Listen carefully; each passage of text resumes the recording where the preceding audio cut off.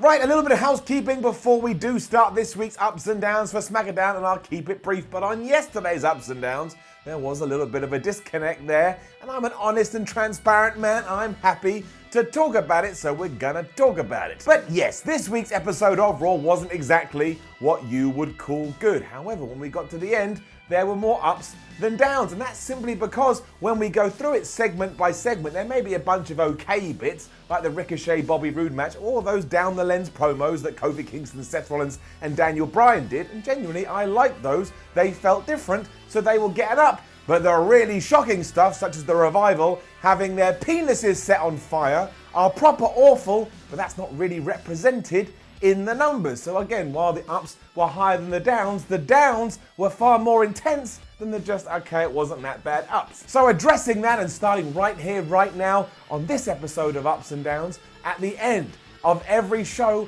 we're also gonna up or down the entire program we have just seen. So, retroactively, to let you know, Raw yesterday not only gets a down, it gets a brown down.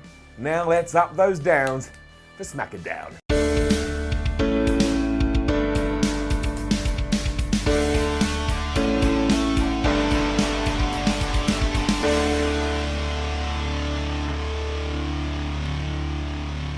Right, so the wildcard rule does have serious problems, but I tell you what is fun about it, you do tune into a show, you're like, I wonder who's going to turn up. And given that SmackDown started with AJ Styles, not going to lie, I had a bit of fun with it, so it is going to get it up. It did pique my interest, which then, yes, admittedly did diminish a little bit as he started to explain the wildcard rule, and he kind of made it sound like a first come, first served deal, so all of a sudden I had this vision of a bunch of wrestlers just running towards a magical door as soon as Raw was over. But whatever, it's fine, or at least it would have been, until Sami Zayn arrived. For you see, yesterday, he was thrown in a bin, and then less than 24 hours later, he's just hanging out on Tuesday nights as if nothing happened. That means even if for some reason you did buy into that story, and my word, you should have just ignored it, anyway, it's getting it down. After a lot of yelling about how bad Zayn smelled, because yes, once again, he had been in the trash, the New Day interrupted, and Kofi Kingston was confused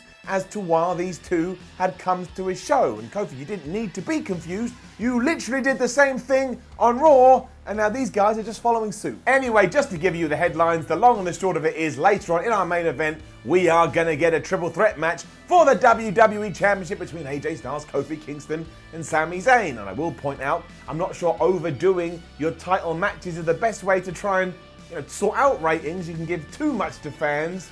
But once more, I watched the start of SmackDown and went, that's a match I want to see. What are you going to do? As a side note as well, while this didn't go as long as the opening of Raw did a couple of days ago, WWE, you don't need to start every single one of your shows just by sending a bunch of wrestlers out there and having them talk for a while. You are allowed to do something different. And it's another down because we cut to a selfie promo with Kevin Owens, who rightfully said he was meant to kick off this week's show, but now he's not. He put it on the fact that it's his birthday, but that's not true. It's because this has been one hell of a chaotic few days within the WWE, and that does mean some planned segments just got chucked in the bin, and that's always going to affect some performers. And unfortunately, one of those performers that was affected was KO. And as you know, I love KO. He makes my heart sing. I don't like to see him on the bad end of anything. In fact, that's kind of been the story for Owens ever since he returned, because there was a rushed match with Kofi Kingston, then there was a rushed heel turn, which he himself in an interview recently said he did think was too soon. So all in all, this is what I want to happen. There's a down there. Put some tears on it. I want some tears. Don't change the number, but just have some tears or some kind of effect to show that it's a very sad down. I'm very sad today. Very sad. It was Andrade versus Ali after this, and I tell you, there are some glimpses of freshness when it comes to how WWE is approaching their product, because here, before we even kicked things off, we had Ali cutting a promo, but it was shot all cinematic. We even had the letterbox effects, and he was just walking through some street, and it looked pretty badass. I mean, what he was saying was incredibly scripted, but one step at a time. This was far better than the stuff we usually see. Andrade was also allowed to say things during his entrance, which is good because he's not just a voiceless wanderer, even though I understand he has Zelina Vega as his manager. So all of that gets an up, and I'm sure the match would have done too, but we never got the match because of course this is WWE. It should have been one of those fights that we wake up today and we just want to talk about, much like we did when Rey Mysterio and Andrade took on each other a couple of months ago, but instead Randy Orton got in the ring, he gave a couple of RKOs after, fighting Ali and Andrade off for a little bit, and that was that. I will say, if you do want to go check out a couple of badass RKOs, you should go and watch this segment. It ties into the Money in the Bank stuff, they're all going to be in it, but I really wanted to see Ali versus Andrade on paper. That sounds fabulous. A really cool and heartwarming video featuring Roman Reigns was next that reminded us of everything that he's been through. And even with all the nonsense that's been going on over the last 72 hours, it's nice to remember the important things in life. And I tell you, a man getting over cancer and coming back to doing what he loves, that is more important than anything to me. And again, it's inspirational and it's motivational. Get set up. Shane McMahon then swaggered his way to the ring to address the SmackDown Tag Team title situation, or the fact they don't have any champions because the Hardy Boys had to give them up last week. He also told us that he will beat Miz in their steel cage match at the Money in the Bank pay-per-view. Great. In one of the more surprising moves of the evening, and that is saying something, he welcomed Daniel Bryan and Recyclable Rowan to get into the squared circle, and yes, he was just going to hand them the tag team titles. Now, I love Daniel Bryan, and there was something in this, but doesn't that just scream about how empty the SmackDown tag team division is at the moment, especially because you've got Nakamura and Rusev, who are meant to be a pairing, and yet they didn't even seem to be bothered about this at all. And that's because, of course, WWE decided they shouldn't be, but still, right there is a big problem with this wildcard mood. Some of your favourites that you rarely see anyway are now going to be relegated even further because there's just not enough time to get them on the show.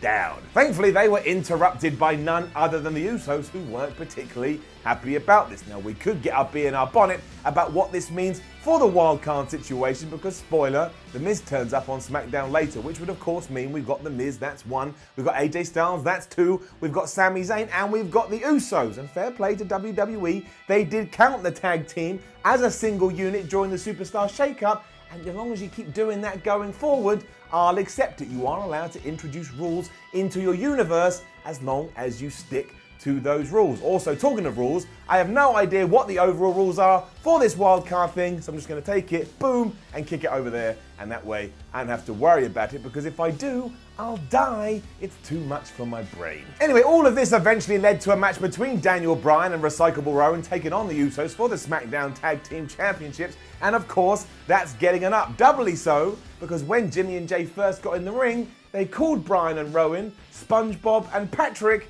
and if you look on Daniel Bryan's face, he couldn't hold it in, and he laughed, and that made me feel really good about life. It was a really good match though, and some of the near falls had the crowd on tenterhooks as they thought that the Usos had jumped back to SmackDown and were gonna win their titles back. Also, at one point, they went to do a double suicide dive on Eric Rowan, and he just grabbed them and chucked them around like they were toys, and Daniel Bryan ran around the corner and just kneed one of them in the face. It looked good. Amazingly too, Bryan and his buddy won after Rowan had hit the Iron Claw on Jay. And the reason that this excites me is that if you're gonna put someone like Daniel Bryan in this position, surely, or at least hopefully, we are now gonna start focusing on the SmackDown Tag Team division. Again, we need teams desperately, but we gotta start somewhere. It sucks for the Usos because they have not had a good week at all, and none of that has been their fault, but it is the Usos. The Usos are brilliant, so down the line they will be fine. The same Bray Wyatt video that we saw on Raw also aired here, and just to catch you up, yes, one puppet decapitated another puppet. McMahon was then back in the ring, and even though he was about to make a big announcement about the Money in the Bank ladder match, instead The Miz, who we talked about earlier, did turn up and started to beat him up because, as you know, their feud must continue. Then the B team ran out to try and help Shane, and that was gibberish, because if they do indeed have this relationship, this positive friendship, why the hell didn't they ask him to make them the tag team champions? Down. Also, to be honest with you, I really don't care about The Miz versus Shane McMahon anymore. It's become convoluted and confusing. I'll check out. I did care about the little stinger that followed though, because Bryan and Roman were backstage celebrating their tag team win and going, oh man, we've got to change these belts because they're made of leather, and they had a stare down with Heavy Machinery. Now, Heavy Machinery are vastly underused, so again, what we were talking about earlier, hopefully now we can G them back up, but also, that's such a good program, because Daniel Bryan and Eric Rowan are all like, oh, you need to do better, you're ruining the world, and Tucker and Otis are like, man, can I just have some meat?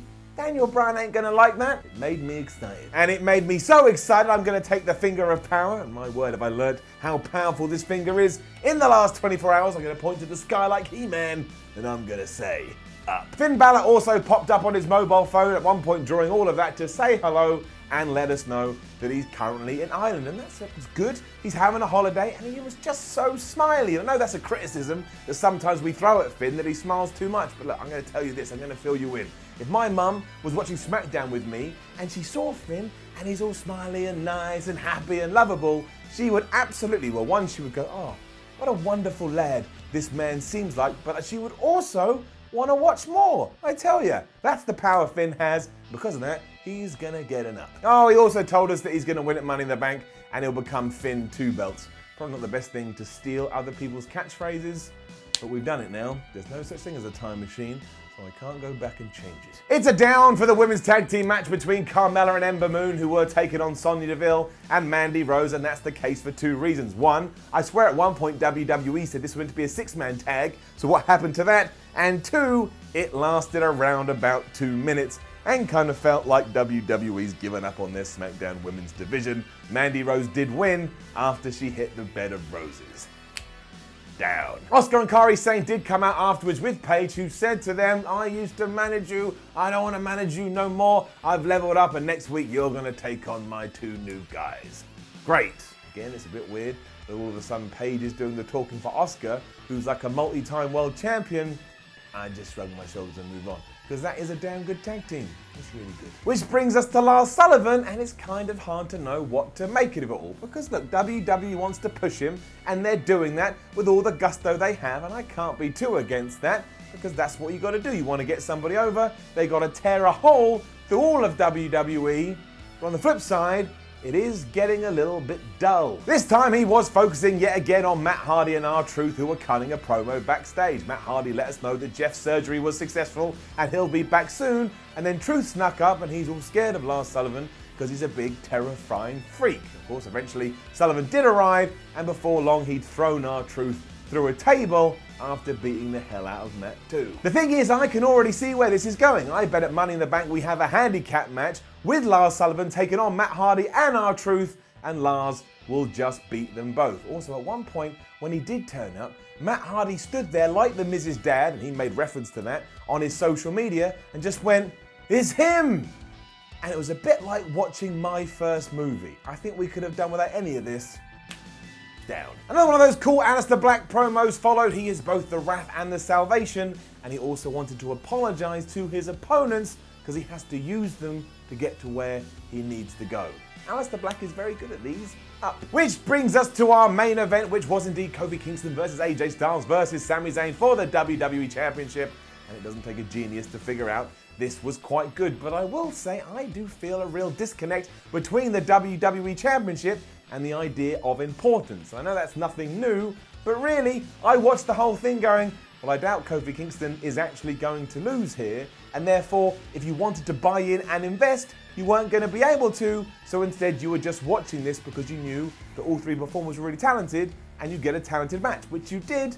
But that's something that WWE needs to address. Either way, up. And it did end with Kofi retaining after the Trouble in Paradise. He hit it on Sami Zayn because of course he did, but it wasn't without a fair bit of shenanigans. We see at one point, Kevin Owens ran out and he started attacking Xavier Woods, and that distracted Kofi because of course it did.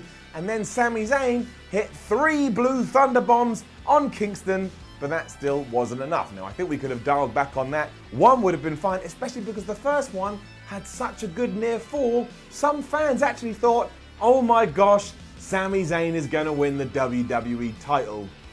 Of course he did not. Kingston had a microphone shoved in his face straight afterwards as he was tending to Xavier Woods, and that was a bit cringy too, because the question was, is Kevin Owens in your head and that was not the right time or the right place. But Kingston got all fired up and said, no, he's not, and at Money in the Bank, there's gonna be hell to pay. I don't know what that saying means. You can't pay with hell. It's not currency. Which brings us to the end of SmackDown, and I have no idea how people are gonna take this, because I still think there's some fallout from Raw around about a couple of days ago. But I thought, all in all, it was a decent show. Not a great show, and this wild card thing is still up in the air and a bit nuts, but let's look at it on paper. Daniel Bryan and Eric Rowan as tag team champions, no bad thing. A triple threat match between those three guys, no bad thing. Also, there was nothing too nuts, and I think we all needed that given the week that we're having. So because of that, in the debut, the first ever one, we gave a retroactive one, SmackDown this week, that can get an up too.